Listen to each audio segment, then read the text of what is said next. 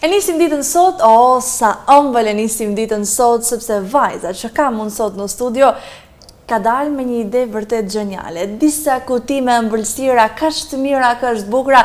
Dëgjoni intervistën në vazhdim, sepse do të vërtet do të mahniteni. Somea Kastrati, mirëmëngjese, mirë se erdhe. Mirëmëngjesi, kënaqësi për mua të jem këtu.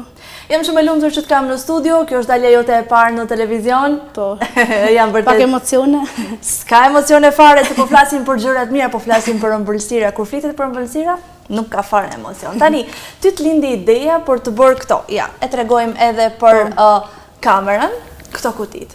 Po. Më trego pak si të lindi ideja. Atëherë, unë e mendova si ide, domethënë, sikur të bëj kutia për shembull me fruta të thota dhe me çokoladë të miksuar, domethënë.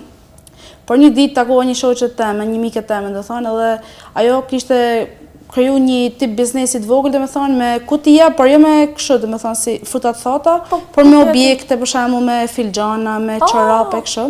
Edhe më inspiroi domethënë shumë. Edhe thash, pse mos ta bëj edhe një tillë, domethënë, pak më ndryshe, por ja ku erdhëm sot këtu. Edhe a ishte e vështirë për gjetja materialeve, gjetja gjërave, për ta bërë këtë kuti sa më interesante dhe sa më të veçantë në treg? Po, është pak e vështirë me gjetë materiale të cilësore, domethënë që edhe klientit me i pëlqy, domethënë që me i mend, domethënë. Po, edhe të ndjetë i kënaqur pasi e ka marrë. Kutia është vërtet shumë interesante. Ka të shkruar Ramadan Mubarak.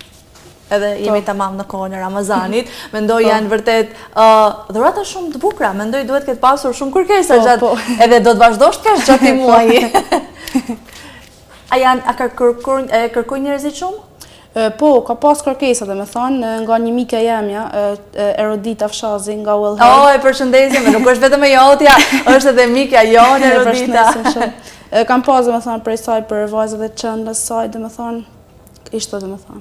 Kjo është gjë e mirë. Tani Somea mendoj një pjesë e rëndësishme e një biznesi të vogël që po niset dhe po krijohet, është publikimi. Unë jam shumë e lumtur që kemi mundësi të publikojmë sot këtu dhe shpresojmë që të jemi një augur shumë i mirë në këtë nisje të biznesit tonë, por mendoj rrjetet sociale janë një aset i mirë për të përdorur. Po. Kam për shembull Instagram nuksi.box, domethënë, kam hap edhe një TikTok, por nuk është se kam publikuar akoma gjana domethënë. Sa e ndihmojnë rrjetet sociale një biznes të? Rrjetet sociale ndihmojnë shumë, por duhet që me shtu shumë followersa që me ardhë domethënë për me bledh këto kutijat. Ti mendoj operon nga shtëpia, por operon edhe me post? Nga shtëpia, po edhe me post, domethënë kush mund të porosisin prej qyteteve tjera. A ka pasur deri tani kërkesa? Jo, hala domethënë prej qyteteve tjera. Tani e tutje do kesh një boom kërkesa, sepse televizioni, TV1 Channel shikohet kudo ku ka shqiptar, brenda apo jashtë territorit të Shqipërisë. Ato jashtë nuk na duhen në këto momente, por ato që janë brenda territorit të Shqipërisë do të kenë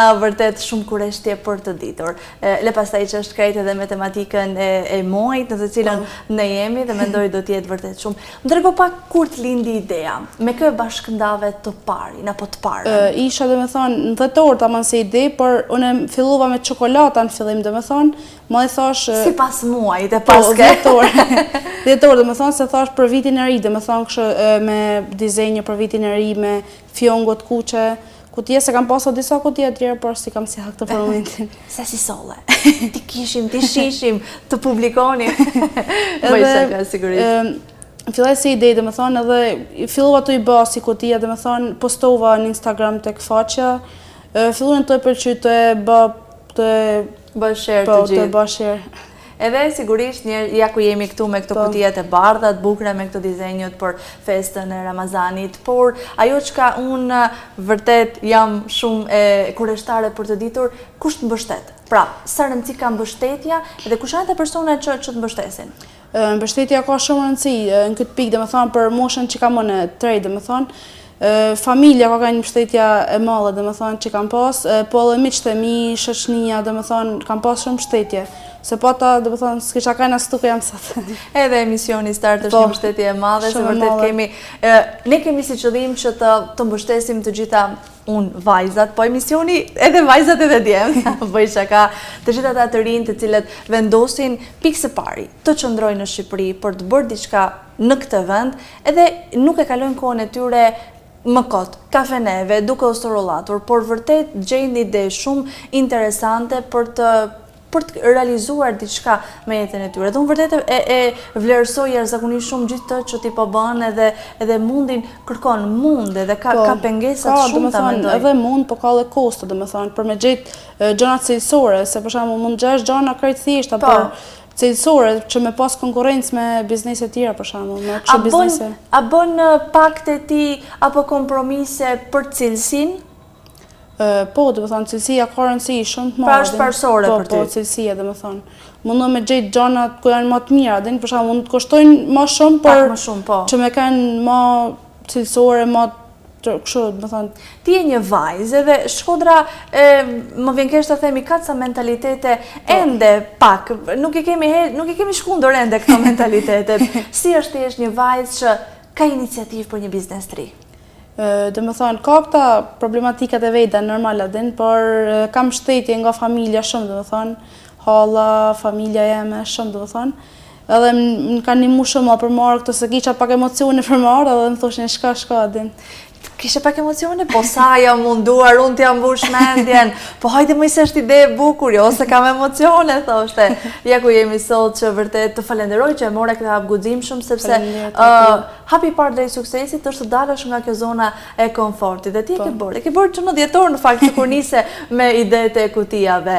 Mendon se do të shtosh objekte apo ide të ndryshme me kalimin e muajve? Kam menduar domethënë me bë këtesh për 8 marsin si buçeta, akoma si kam bë, mundova me bë, por si kam sjell këtu, si buçeta domethënë me çokoladë, me shkopje me i fut, edhe me lule domethënë. Është tamam koha, edhe sepse vetëm pak ditë na ndajnë nga data 7-8 mars që janë festa shumë për zemërta, por edhe të rëndësishme do thoja për ne shqiptarët, kështu që ideja çokoladat janë gjithmonë një ide e mirë, tani le të themi të vërtetën.